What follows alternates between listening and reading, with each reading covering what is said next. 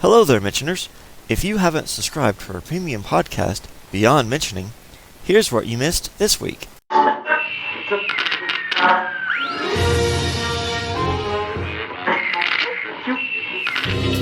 Hello and welcome, Mentioners, to the Beyond Mentioning podcast. Today's episode features the second debate recorded specifically for this podcast.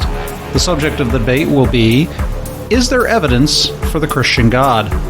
Representing the affirmative is our own Marc Lambert.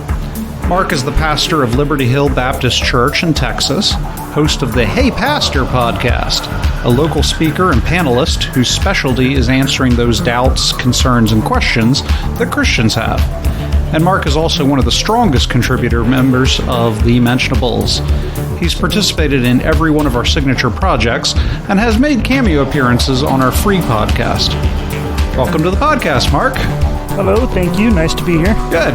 Representing the negative is Jeff Masty. Jeff is a computer programmer who picked up militant atheism, his words, not mine, several years ago as a form of political activism. Subsequent to engaging in atheism, Jeff learned and implemented a type of engagement known as street epistemology. This will be Jeff's second appearance on a show to represent the atheist worldview, his first being on the Trey Jadlow show. Welcome to the podcast, Jeff. Hello, Joel, Marc, the Mentionables. Nice to be here. Nice having you. And I'm Joel Furchess. I'll be your moderator for this debate. The format of the debate will be as follows. We will have 15-minute opening arguments, beginning with the affirmative. After the opening arguments, we'll have a round of cross-examination. Each person will get two 10-minute segments to grill the other, beginning with Marc. After that, we will have our closing statements, and Jeff is getting the last word. I will prompt you each with the time. You'll get a 5-minute warning and a 1-minute warning before your section closes. If you finish and you have nothing more to say in your segment, your remaining time will be gifted to your opponent. One thing I'm going to be quick on the draw for, gentlemen, is red herrings. If either of you start a discussion which doesn't relate to the points you've made in your opening statement and doesn't have any relevance to the opponent's points, we're going to switch back to topic as necessary. Marc, God bless. Jeff, good luck. Marc, your time begins when you begin. Okay. So the question is an issue of the existence of the Christian God. And it occurs to me that there's really only two things that are needed. I'm a simple man. If I were to have a theme song, it would probably be Skinner's Simple Man. And so I'm going to try to keep this as simple and straightforward as I can. The only two facts that really need to be established in order to arrive at the truth of Christianity, and therefore the necessity that it is the Christian God that exists, is one, that there's a God, or two, that Jesus rose from the dead. If those two things can be established, then it seems to follow that therefore Christianity is true. Jeff has graciously granted the first one. Thank you for the head start on that.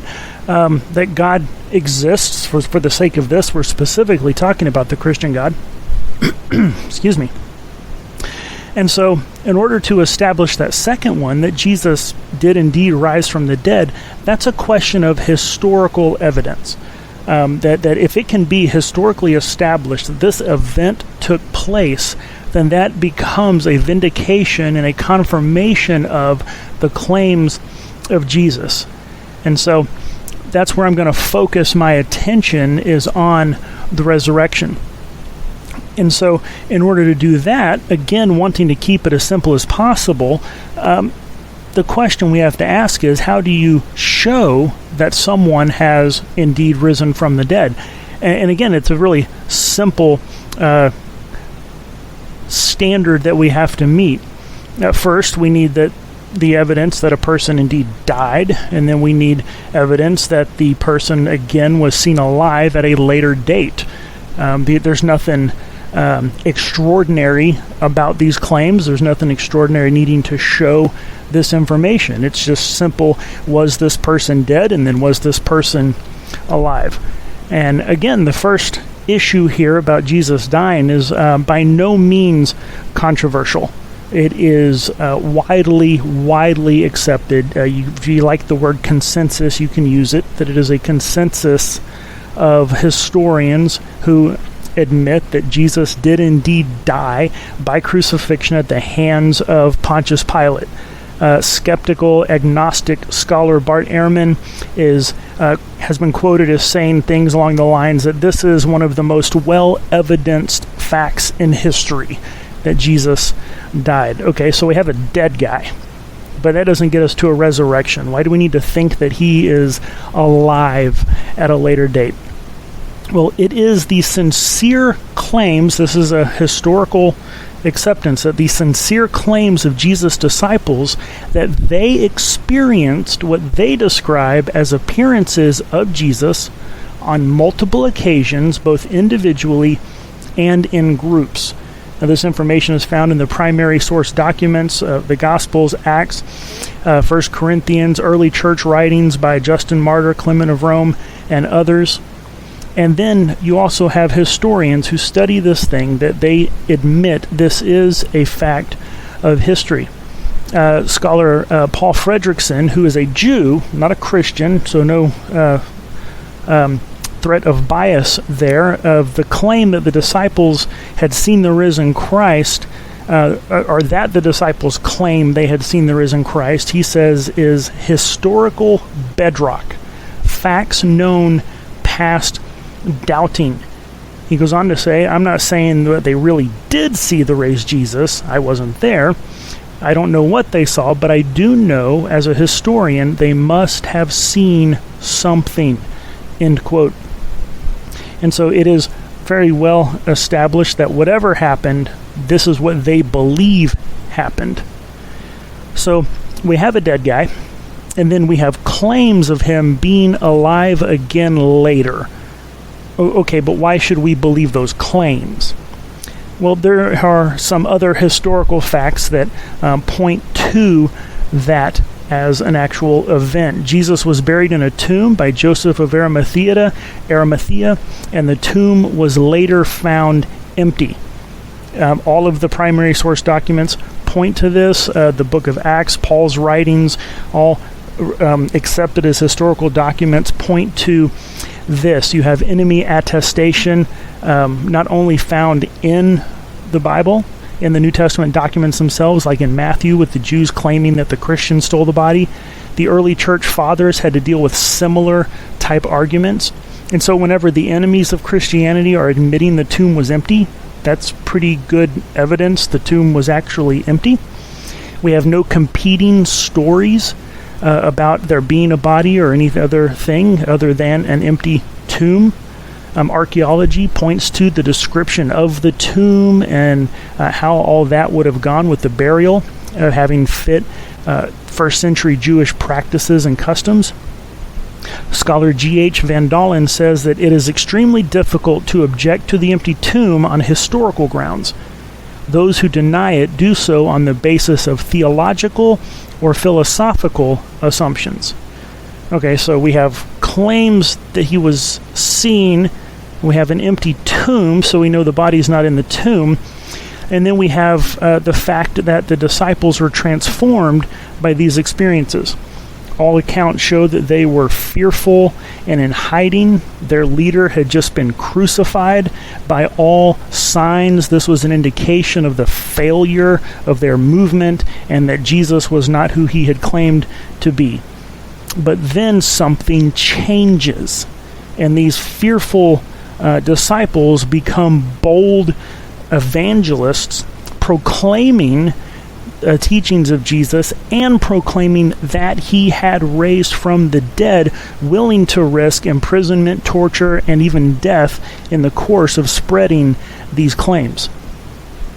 But not only were the disciples transformed, you also have enemies of Jesus who were transformed. Even if you choose to believe that the disciples maybe saw what they wanted to see because of their grief, this does not explain why certain skeptics converted over and accepted this as well.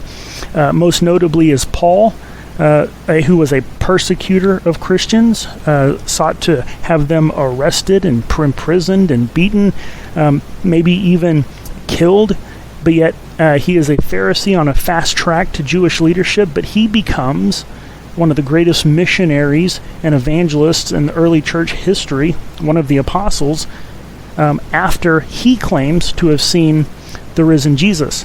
Also, we have James, the brother of Jesus, who began as a skeptic, that the accounts have him actually mocking Jesus during his earthly ministry, but then he later becomes a leader in the church. And if anyone should have known that the resurrection was nonsense, it surely would have been Jesus' own brother. And then you have the spread of Christianity, where this tale of a risen Messiah and Jesus coming back from the dead in an empty tomb, where all of this is beginning, is in Jerusalem, in the very place where it would have been the easiest to debunk and put a lid on this from the beginning, because everyone would have known whether or not it was true. And so, as you look at those facts, historians, the way they do history is to seek the best explanation for the evidence that they have on hand. Okay, so what are the candidate explanations to make sense of these facts? Well, some people will say Jesus didn't really die. I can only imagine that people who say that have never actually seen a dead body, because you don't mistake something like that.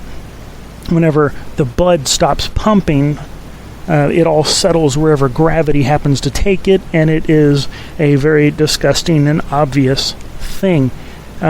Plus, even if he had survived the beating and crucifixion, he's not going to be traveling around making appearances, as is reported to have happened. Some people say, well, the disciples were lying. But that runs afoul of the fact that historians agree that they were sincere in their claims. Also, that they were willing to sacrifice everything, including their own lives. And liars do not make good martyrs. People don't tend to die for things that they know they lied about.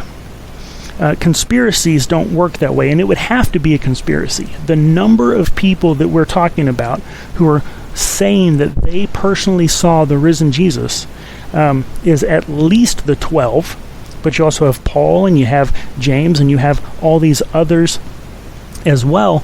Conspiracies don't work in large numbers. The more numbers you have, the more likely someone will abandon, will lie, will reveal the charade. Conspiracies don't work under high pressure situations. And the 5-minute warning. Thank you. Conspiracies don't work under high pressure situations. The early church was being persecuted. Conspiracies don't work when you have a lack of communication between the conspirators. And these guys were spread out all over the empire. Some people claim it was maybe hallucination. But the fact that it is shared means it's not a hallucination. I mean, if you think you're seeing something, you ask someone else, go, hey, do you see that? And if they do, you know it's not a hallucination. And so the fact that there were group appearances means it could not be a hallucination. Some people claim maybe it was an imposter. However, that runs afoul of the established historical facts that we have an empty tomb, that Jesus' own brother converts in and appears to him, allegedly. Con artists work off of ignorance. They have to know more about their cons than you do. And so an imposter would have had to fool not only the disciples who had lived in close proximity with Jesus for 3 or more years, they would have also had to have fooled his family, including his own mother. And so the idea of an imposter just does not make sense. Some people say the story changed over time. That runs afoul of the facts that these were indeed sincere experiences, that they were willing to suffer and die, and also that from the very, very earliest records we have the claim of the resurrection of Jesus. 1 Corinthians 15, Paul states that he had received this message of Christ's resurrection and appearance to all of these people. He wrote that letter about 55 AD to the church in Corinth. And he was referring to when he had been in Corinth 5 years earlier, that he had received this message, and he had received it prior to that, presumably when he was in Jerusalem in about 37 AD. So within just a few years of Christ's death, you have the teaching already being being circulated that he had risen from the dead and appeared to these people. So it could not have been a later addition. So the idea of the resurrection is the only explanation that fits all of the facts. And the only obstacle to accepting this is the miraculous nature of the event. But if God exists, then surely he has the power to raise Jesus from the dead. Miracles would be possible, and therefore resurrections would be also. Any rejection of the resurrection would have to be based on worldview presumptions, not on the evidence. Lastly, I want to add in that Christianity matches with reality. So we have these necessary conditions for Christianity met. There's a God and there's a resurrection. And as we look at everything else in life, we see the teachings of Christianity line up very well with the rest of reality as we observe and experience it. Things like knowing there's a beginning to the universe, design and nature, that there's order to the universe that follows normative laws, that gives us the ability to do science, the fact of objective moral facts in the world, the existence of evil in the world. Christianity actually points out and explains the fact that we have free will, this innate sense of justice, of meaning and purpose that we live with, this idea that we have this sense that there is something broken or gone wrong with the world and with us. Christianity explains all of that. And other worldviews might explain some in different ways, but then they also have liabilities where they fail to explain. And so, okay. So, just to recap, if Jesus rose from the dead, it confirms his identity and his message, and the teachings of Christianity is the best explanation for the world we experience and observe. And so, I will leave it at that with 30 seconds to speak. Awesome. Thank you, Mark. Good presentation. Jeff, your time begins when you begin. All right, thank you. Hello, it is very nice to meet everybody. Nice to have this opportunity to engage on this platform. I was raised in a Catholic family. I did not have very much spiritual movement inside my psyche as a child. I was raised by my dear parents to accept evolution. I was taught that many of the old Bible stories were metaphorical. The Tower of Babel, the flood. At some point, hell stopped making sense to me. I studied world religion. From that position 30 years ago now, I found it pretty easy to lose faith. Now it is completely possible my teenager reasons for leaving faith were fallacious. After all, puberty took up more of my headspace at the time. I'm prepared to accept faith if the evidence demands. Are you prepared to discard faith? I would forfeit this debate if we could get my monitor levitating, and then I would go study this experience that I had. To save some time, it's the argument from divine hiddenness. A God that doesn't interact with reality in any measurable way looks a lot like a deity that doesn't exist. That deity looks a lot like all the other deities. If there is empirical evidence of miracles, I'd love to hear about it. I'd love to send investigative teams to the site. This would be wonderful. The Christians might say that they were warned against signs and wonders, yet most of them believe because of the supposed signs and miracles of Jesus Christ, specifically his resurrection. It seems like anything anybody can realistically demonstrate down to the nuts and bolts is materialism. That theory and attendant theories have proven so very useful over the past 100 years. If we have almost given up on providing peer-reviewed empirical evidence for Yahweh, well, that leaves historical evidence, I guess. Personal experience cannot be reliable if we have testimony from so many different religions. After I left Christianity, I felt free to explore other religions, and so I did. The fervent, personal religious experience is not unique to Christianity. It hooks people of all faiths. I strive to only make claims in public that I can defend with evidence. If I do not have evidence, what do I have? A puffed up chest? No. I come from a culture where evidence is crucial. I even doubt philosophical arguments when they become too divorced from reality. That is, when empirical evidence isn't closely tracking with each proposition. If a gaggle of experts believe something, I assume they have a reason for believing it. That's what I'm interested in. Give me the reason. Skip the gaggle of experts part. What is evidence? The best kind of evidence are falsifiable, predictable theories. In reality, we build our views through a web of empirical evidence that we trust to varying degrees.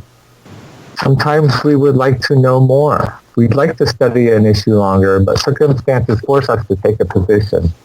We should slow down. I say don't take a strong position if we don't have to. Leave it open. If there is not good evidence, and yet we believe a thing, I say we believe it on faith. That evidence can be used to believe in anything, and some people do. And no strong amount of faith turns something that is false into something that is true. Using faith as a synonym for trust and then glorifying it in some way isn't much better. I like to tune confidence levels to exactly where the evidence indicates. I do not wish to artificially manipulate my confidence. I fight against biases. Be gracious with me here. I once entertained the idea that man did not walk on the moon. I don't believe that anymore. I look back and investigate how biases blinded me in that and other circumstances. We live in the internet age. I have access to scripture from all over. I have various ways to analyze these texts. Among them all, why should I open this book of yours? What exactly are you claiming, and how do you justify your claim? If given Scripture X, what about Scripture X would make its supernatural claims true? By what standard? History is a difficult scholarly subject. Absolute historical claims are hard to defend. Historians tend to not fling them about with abandon. The authenticity of the canons of Plato, Herodotus, First Clement are indeed questioned. There are doubts about who wrote what, and there's no work from antiquity that is trusted 100%. Supernaturalism abounds in ancient historical accounts. Historians tend to discard the miracles and try to somehow piece together history from what is left. I'll outline some of my doubts. I can't rule out a Damascus Road encounter, but if I were to come to Christianity, I would expect many of these doubts to be addressed. I hope it forms a cumulative case for your doubt. I've looked into the documentary hypothesis, the idea that the Torah was not written by Moses, but that it was written by multiple parties, and we can trace out their separate writings and viewpoints in the text. I imagine the Mentionable's audience would be inclined to think I can still believe in Jesus just fine while adhering to the documentary hypothesis. But can a Moses mythicist be a Christian, a person who cannot seem to come to hold the belief that Moses was an actual historical person? I believe the evidence for Moses is not that great. There seems to be a spectrum of historical scholarship and textual criticism. In one corner, say, Liberty University, go Flames. On the other side are the Catholics and Oxford University, perhaps. I'm not exactly an expert. Perhaps you could help me understand the spectrum of biblical studies better. It's a little disorienting. If the person who is trying to convert me is conversant with both sides of a contested issue, if he is modest in his own defense, I would be impressed by that. Now, if I were handed just the Hebrew Scriptures and was told to digest it without the New Testament, I honestly don't think I'd come away expecting the next installment of Yahweh's Word to come in the language of the uncircumcised people who had just leveled Yahweh's temple. I don't see that in the text. Jews don't really see that in their text. Jews believe the author of Isaiah 53 speaks of the nation of Israel, as do I. There is an actual messianic tradition in the Hebrew Bible. The New Testament kind of hits some of those notes. The Jews don't think Jesus qualifies as the Messiah. I think I understand their position. Do you understand their position? The God of the Old Testament I find distasteful, but I guess he fades into the background in the New Testament. He doesn't show up in the narrative that much. If you stopped believing in Jesus' resurrection and his divinity, would the previous Jewish Old Testament beliefs remain true for you? Or is Judeo-Christianity a package deal for you? You can't have one without the other. I'm not committed either way on the question of Jesus' historicity. I'll just grant here for the sake of argument, Jesus lived. His family included Joseph and Mary. Sure, why not? And he was a carpenter turned apocalyptic street preacher. Perhaps he appeared to have performed faith healings and exorcisms in front of crowds. Such things happen today. Nothing too weird about that, right? I don't have any particular problem with Jesus being crucified by the Romans. They seem to do that a lot. I don't doubt Paul's historicity. Perhaps I should. I don't doubt Peter's very much, but I do question characters such as Joseph of Arimathea, Stephen, and others. I'm not confident anything supernatural has ever taken place. So naturally, I would balk at belief in the resurrection and other miracles. You're asking for an explanation for why so many people believed Jesus did rise from the dead. Why were they so eager? Well, every other religion that is false, you have pieced together some explanation as to why so many millions believe it. Try some of those explanations on for size. The first person in history to write about Jesus is Paul. I do not necessarily trust Paul. Why should I? There are an abundance of honest people who honestly believe things that you and I view as false. Paul could be one of those. If Paul were here, I would have questions for him. Mostly I would love to query him about what is claimed of him in Acts. In Acts it is claimed the Greek-speaking Roman citizen Saul of present-day Turkey was under the tutelage of Gamaliel, lead rabbi of the Sanhedrin. I find that just a little bit unlikely. I'd like to hear it from Paul himself. But we don't have high-quality evidence like a living Paul to question. We have to go with what has been handed down to us and try to make sense of it. The first or second book Paul wrote was probably Galatians. And right off the bat, first chapter, we hear Paul warning about the other bad Christians. Don't follow the other Christians. Who are these people? Nowadays, there are hundreds of denominations. Back then, they'd had the same problem. It does not increase my trust in the process that brought these documents together. The pseudepigrapha of Paul. Does everybody know what that is? In your process of converting me, what are you going to say about the pseudepigrapha? When you claim anything about the Bible being divinely inspired, what exactly are you saying? How do I decide if any given text is divinely inspired or not? In Paul, we have mention of Cephas and James, but we have no Judas, no Mary, no Joseph, no ministry, no disciples. To get any real sense of Jesus' personality or what he was up to when he lived, we need to go to the Gospels. In my current view, the synoptic problem is unavoidable. I have confidence in Mark and priority. Under this hypothesis, the author of Matthew and the author of Luke had the Gospel of Mark open in front of them while they wrote their own version. They copied and made their own version of Mark. In the synoptics, we have a single source. I strive to understand these Gospels, and I find I do not have much time to study John. John is pretty far out there, man. When were the Gospels written? In what cities were they written? Who wrote them? If you think you know who wrote the Gospels, I think you should also be able to argue a position where you allow them to be anonymous. I think the question of when each gospel was written is pretty crucial. That stupid fig tree. Paul said he went around creating Christians, and I believe him. The author of Mark must have fallen in with this crowd. Mark heard about the war between Rome and Jerusalem and started pouring his out on papyrus, piercing together a psyche. He did a wonderful job. It is a masterpiece. The kingdom of God was a revolutionary idea. It caught flame. The Old Testament is also a masterpiece within its place in history. These are high-quality texts. The workmanship is superb, but unfortunately of the legendary genre. Sure, it would be nice if there was a heaven, but I don't think there is good evidence for it. If Yahweh exists, there could exist better evidence. If I were to convert to Islam, I would kind of expect to see good evidence of the Islamic heaven and hell. Some people like to mash the gospel stories together, try to make sense of it that way. We'll go ahead and actually clearly do that. Do that with the empty tomb account. It doesn't work out well. It doesn't look out good. I think you have to pick and choose which testimony most closely reflects reality.